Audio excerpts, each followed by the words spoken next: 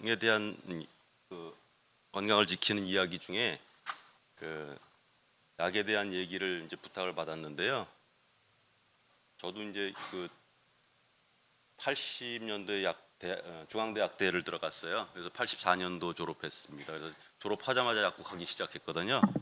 그래서 지금 한 40년, 내년이면 40년 됩니다. 그러니까 어느새 그렇게 세월이 많이 지나갔어요. 그 올바른 약 복용법 알아보기 같은 거를 이제 준비했어요. 오늘은요. 약에 대해서 이제 약 범위가 너무나 많은데 이거를 가장 기초적인 게 어떤가 거기서부터 시작해 보려고 올바른 약 복용법 알아보기 어르신들을 위해서 그래서 준비를 했는데 이게 어떻게 보면 굉장히 기초적이고 상식적인 건데도 저희들이 까먹어서 잃어버려서 했던 그런 건데 자꾸 상기시키는 그런 시간이 됐으면 좋겠고요. 하다 보면 자꾸 좀 지루하고 그러실 수 있어요. 저한테 할당된 게 10분에서 15분 정도 시간인데 그래도 좀 날아가는 거 상기시키는 그 시간으로 해가지고 잘 인지하시고 따라와 주셨으면 좋겠습니다. 제가 PPT 준비한 게 있는데요. 그 다음 페이지 한번 볼까요? 올바른 약 복용법 알아보기입니다. 그 자료를 찾다 보니까 식품의약품안전처에서 올려놓은 자료가 있더라고요. 그래서 가장 공식적인 기관이니까 저 자료를 가지고서 설명을 드리도록 하겠습니다. 그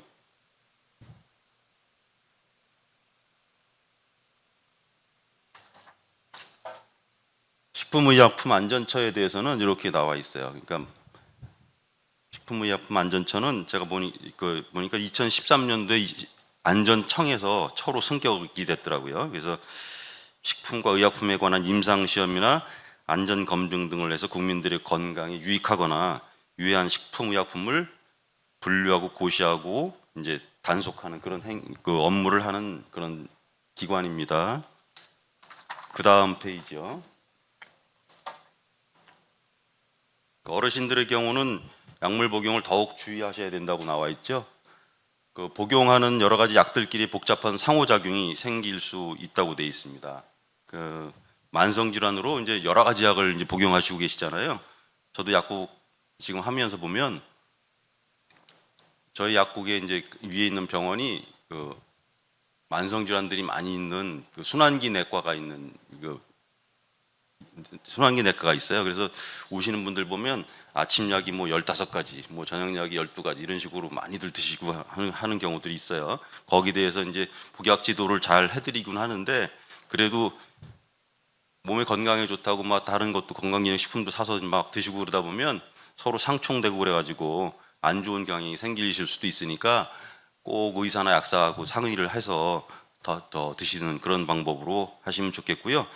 나이가 드실수록 우리가 해독해주는 간이나 그다음에 배설해주는 신장의 기능이 약해지기 때문에 독소가 자꾸 쌓이는 경향이 있어요. 그래서 치료 효과도 나오지만 부작용도 동시에 나올 수 있는 그런 것을 써놨습니다. 다음 페이지에 볼까요?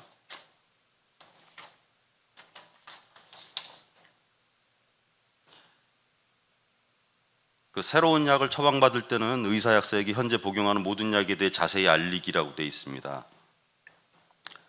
그 자세히 알릴 때는 이제 본인이 갖고 있는 의약품 알레르기 같은 것도 있고 부작용 경험했던 것도 있고 그런 것도 다 알려주셔야 돼요. 그래서 처방할 때 그걸 다 피해서 처방할 수 있게 그래야 이제 그런 현상을 다시 또 안 받으시거든요. 그다음에 새로운 증상이 나타나면 약의 부작용인지 의심해보고 의사 약사와 상담하게 돼 있습니다. 드시던 약 중에서 새로운 없는 증상이 나타날 때가 있어요. 그럴 때는 이제 의사 약사 상담해 가지고 그게 주작용인지 부작용인지 가려서 할 수 있게 하시면 되는데 흔하게 나타나는 부작용에 대해서는 이제 소화불량, 속쓰림, 그다음에 졸림, 진정작용, 어지러움증, 뭐 붓는 거 이런 것들이 있을 수 있어요. 그다음에 가능하면 이제 단골 병원하고 단골 약국을 만들어서 그쪽에 다니시는 게 좋아요. 여러 군데 다니시다 보면 서로 이렇게 상충해 가지고 그 여러 가지 약들이 중첩돼서 부작용 생길 우려가 많거든요. 특히 그런 약들이 많이 생기는 게 이제 해열진통 소염제 같은 거, 위장약 이런 게 많이 중첩이 됩니다. 근데 요즘은 이제 그 처방약을 하다 보면 국가 시스템으로 DUR 시스템이라 그래가지고 서로 중복되는 거 체크 걸러주는 시스템이 있긴 해요. 그래도 그 걸르지 못하는 경우들도 가끔 있으니까 꼭 의사하고 약사하고 상담해서 약을 복용하시면 좋겠어요.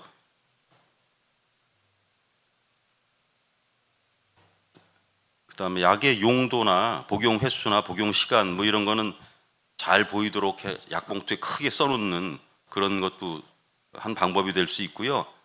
그다음에 먹는 약인지 바르는 약인지 사용법을 잘 숙지를 해서, 근데 저 같은 경우 약국하다 보니까 좌약 같은 거를 이제 처방 받으시는 게 있었는데 그거를 다 어떻게 좌약이라고 그 다 그렇게 설명드렸는데도 그걸 다 까서 드신 경우도 있었어요.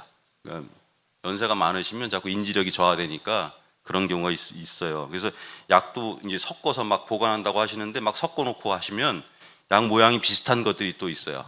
전혀 다른 성분인데, 그러니까 그 보관할 때도 그 비슷한 것끼리는 좀 다르게 이렇게 보관을 잘 해놓으셔야 될 거예요. 그 다음 페이지 볼까요?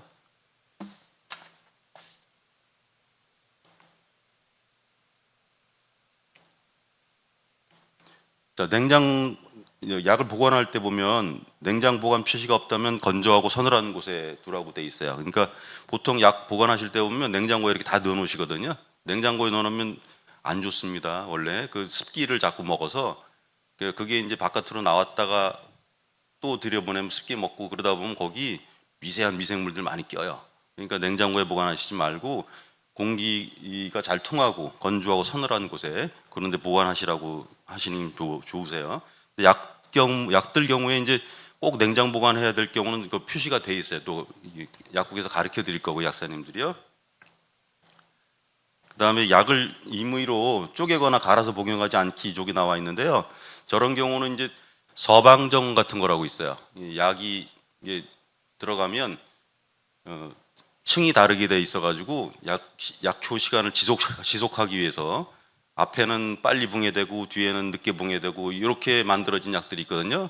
그런 약 같은 경우에 이제 쪼개거나 갈면 한꺼번에 약 작용이 확 늘어나서 부작용이 이제 생기는 경우들이 있어요. 그러니까 함부로 약 쪼개거나 갈아서 복용하지 않는 게 좋으실 거예요. 그래서 만약에 알약을 못 드신다고 하면 그때는 이제 의사 선생님한테 얘기를 하셔가지고 그 알약을 못 먹는다고 얘기를 하시면 그런 서방정이나 이런 것들을 피해서 처방을 해주실 거예요.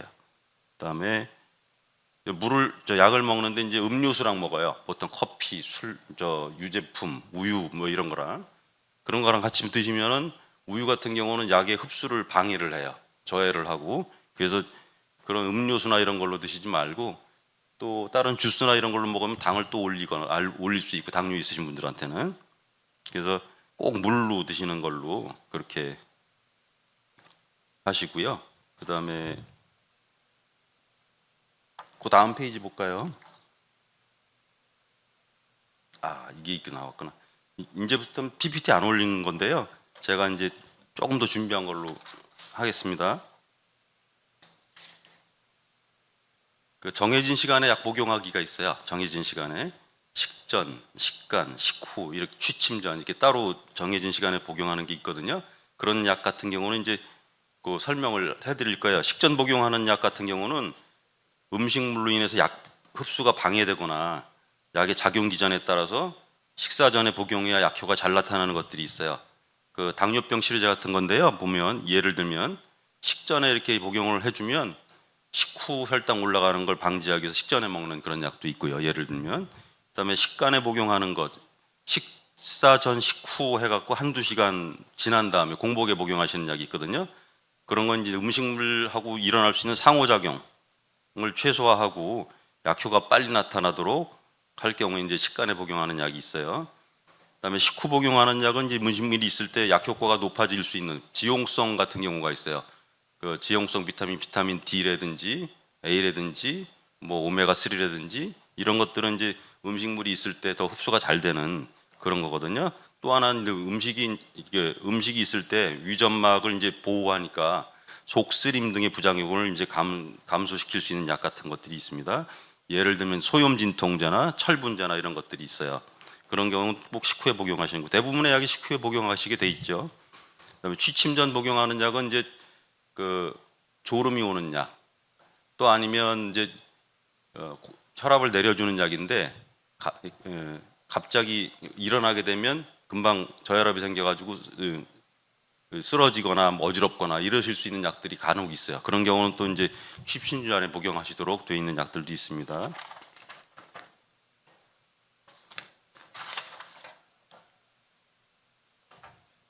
그 약 복용법 확인하기인데요.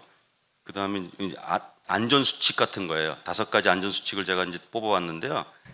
약 복용법 확인할 때는 그 봉투나 병에 씌워진 게 잘 모르거나 그 약국에서 이제 설명을 다 해주셨는데도 잘 모를 때 되면 꼭 약국에 전화해서 약사님하고 상담해서 확인해 갖고 약을 복용하시도록 하세요.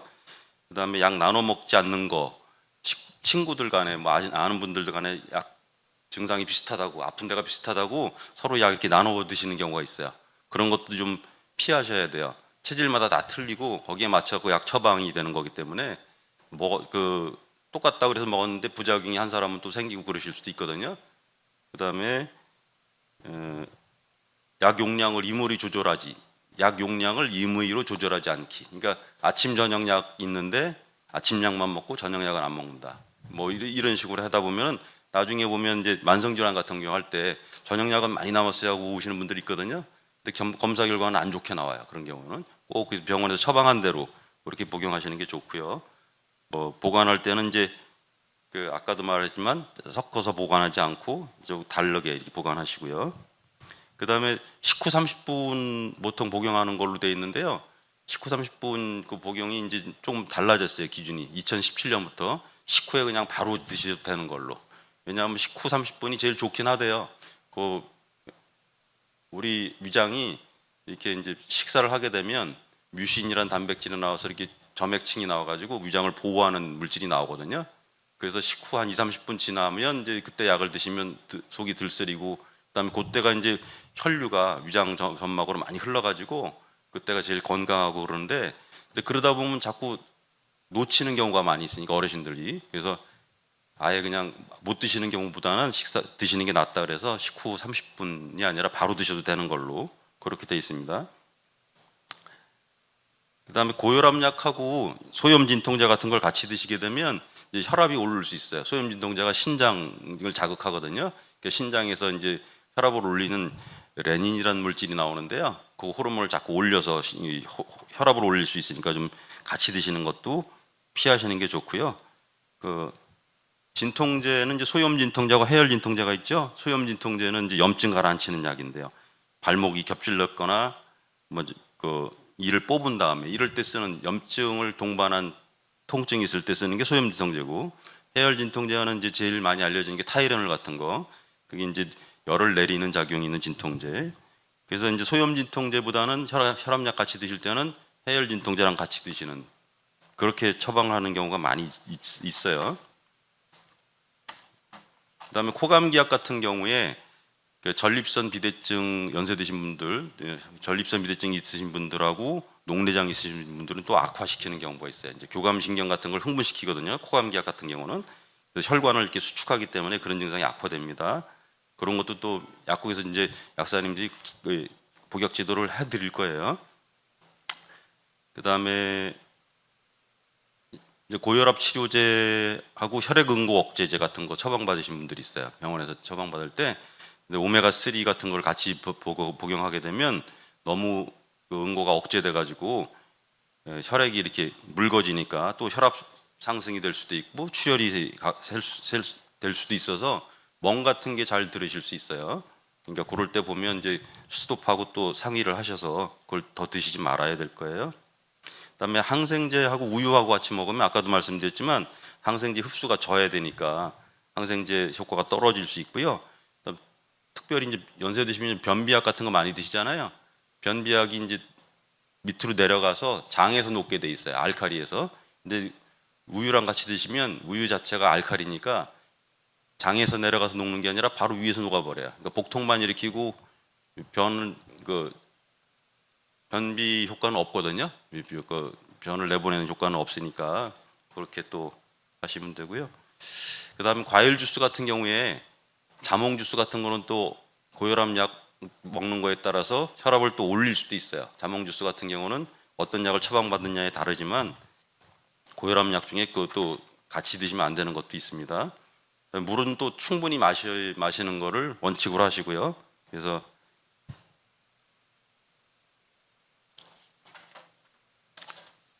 잠깐 저희가 이제 구충제에 대해서 아까 나왔었는데요. 구충제 PPT 그 다음 거를 보여주실까요? 다 아시는 내용이지만 한 알 드시고 일주일에 한 번 더 드시는 거는 요충이 있을 때, 항문 가려움증이 있을 때, 요충증은 이제 알까지 박멸시키기 위해서 일주일 있다 한 번 더 드시는 거고요.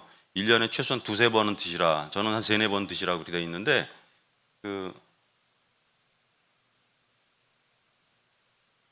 요충제 다 아시죠? 뭐 약국에 가면 많죠. 이렇게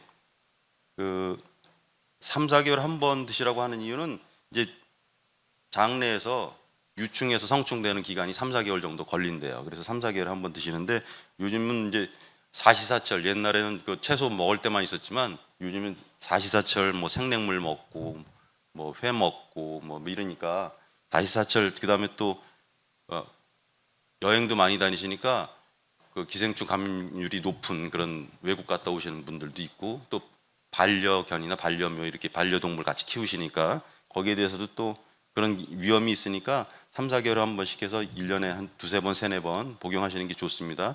요즘 나오는 구충제는요, 먹게 되면 이게 그 기생충의 그 영양분 통로가 이제 미세소관이라고 있대요. 거기에 이제 약이 작용을 해서 포도당 흡수가 안 되게 만들어요. 얘네들도 포도당 가지고 에너지를 생성시키거든요. 그 에너지가 그 생성이 안 되니까 포도당 섭취가 안 돼가지고 에너지 고갈돼 갖고 얘들이 굶어 죽어요. 얘네들이 살아 있을 때는 또 이렇게 점액층을 만들어내는데 큐티클층이라 그러는데요. 그게 이제 우리가 몸에서 분비하는 위산이나 이런 강한 산에도 견딜 수 있도록 되어 있는 건데, 그런 것들이 죽으면 이제 분비를 못 하니까 우리 몸에 있는 위산이나 이런 것들 때문에 다 녹아내려요. 그래서 다 옛날에 기생충 약은 막 살아서 나왔었잖아요. 요즘은 하나도 그런 거 없이 그냥 녹아 나옵니다. 그래서 안 보입니다. 그래서